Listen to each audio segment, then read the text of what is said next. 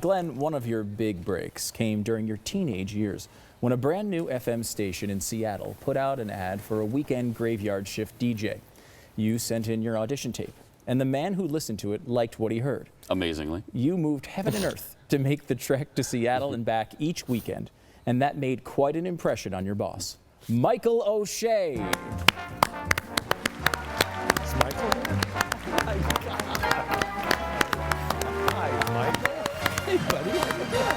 Happy birthday. Thank you. Happy birthday. Thank you. It's terrific seeing you. I was just thinking about you just the other day. Good. I was thinking about the money you owe me. But I was thinking about the taking the bus up to Cube when you were the Yep. general manager, and I just The Greyhound bus. Yeah, I did. Yeah. And Michael encouraged me he was a mentor to me, and I'll never forget, and think how creepy this would be now, today. But I was 15 years old, and I was trying to work on a resume to get a job. Maybe I was 16 or 17 by this time. And he said, you know what, come over Saturday, because I was never in Seattle on the weekend. I'm at my house, come over Saturday, and I'll help you. Do you remember this? I do.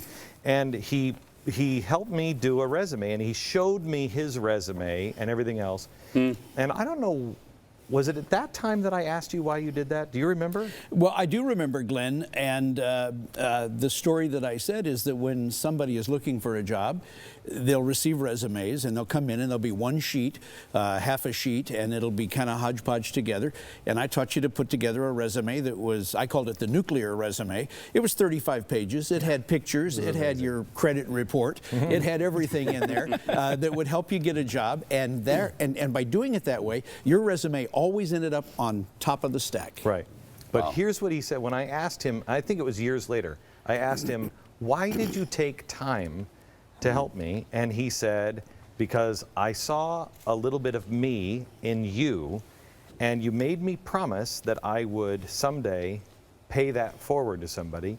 And when I first hired Stu, I told him that story, and I said, remember, Stu? Yeah, you said that this was you doing, finally completing that task. Right. You were assigned a long time ago. Now he has to pay me the money you owe me. Well, I'll tell you another story. Waiting back in the control room is a man named Ken Dow, who was my first mentor in radio in Dallas, Texas, in Dallas radio. And Ken told me about the same thing. I said to him, why are you helping me? And he said, someday you'll have a chance to help somebody else, and you'll pass it along. And, Wow. and you're going to meet him in about another 45 minutes. That's great. Yeah. That's great. Thank you. Oh, it's great. And I just have some terrific memories, and I will just tell the folks that are tuned in that one of the reasons I hired you sent me a good tape. The tape was pretty good. Awful. They were desperate. You were 15 at the time because you couldn't drive a car. Your dad right. drove you down the first time, and then Yep. you took the Greyhound bus until you got your driver's license, Yep. and you brought in some jalopy that you Yep, had. that's right. And but Glenn, the reason when people say, why did you really hire Glenn? It was very simple. You're the only person who would work for $2 an hour. I did. And I'll tell you, it was really worth it. Michael O'Shea, You got thank your you so money's much. worth. Thank you guys so much for coming. Thank you. We're back in a second.